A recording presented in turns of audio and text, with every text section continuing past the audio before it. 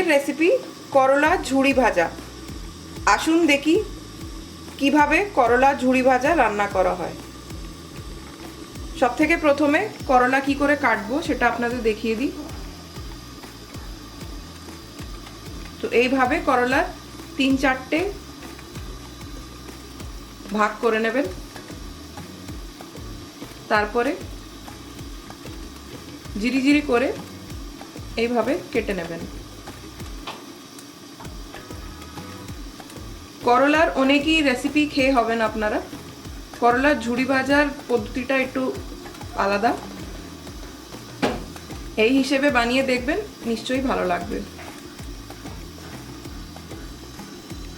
এরকম পাতলা পাতলা চিপসের মতন করলাটাকে কাটতে হবে। এ দেখুন,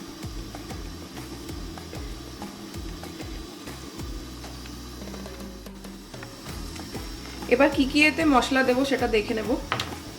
গ্রিন চিলি স্লিট করে এরকম করে ঢেলে দেব,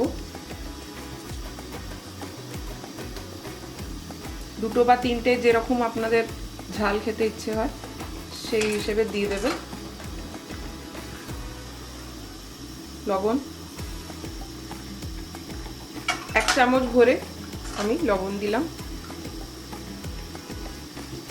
হলুদ 1 টিস্পুন হলুদ,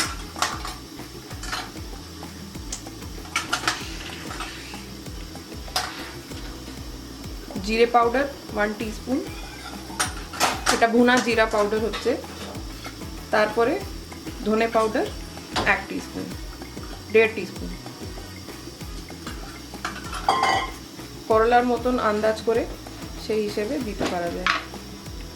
আর একটুখানি বেসন দেব,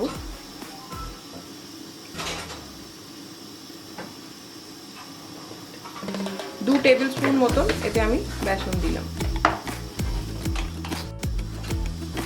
এরপরে এতে 1 টিস্পুন পোস্ত,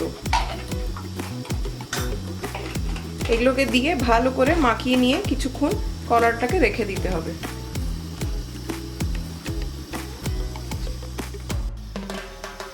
করলা ঝুড়ি ভাজার জন্য সরষের তেল নিয়ে নিয়েছি কড়াইতে। এবার এতে এটা গরম হলে 5 ফোড়ন দিয়ে দেব ফোড়ন হিসেবে। 5 ফোড়নটা যেই একটু তেলের মধ্যে হয়ে যাবে, আমরা ওই যে করলা মশলা মাখিয়ে রেখেছিলাম সেটা অ্যাড করে দেব।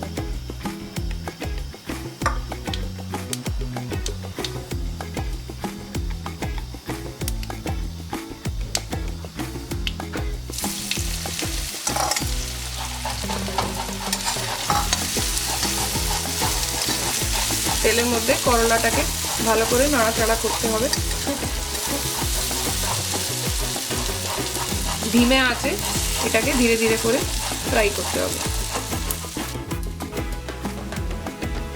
এরকম ভাবে করলা ঝুড়ি ভাজাটা দেখতে লাগবে। এটা হয়ে গেছে অলমোস্ট। এবার নামাবার আগে এতে আমচুর পাউডার বা লেবুর রস দিয়ে নামিয়ে নিতে হবে। আমচুর পাউডার দিয়ে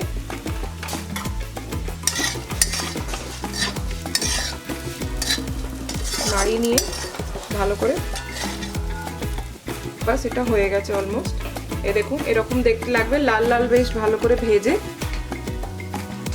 এরকম করলা ঝুড়ি ভাজা রেডি হয়ে যাবে। গরম ভাত দিয়ে খেতে এটা ভালো লাগে খুব। নিশ্চয়ই ট্রাই করবেন আর আমাকে কমেন্ট সেকশনে জানাবেন কিরকম লাগলো। Thank you.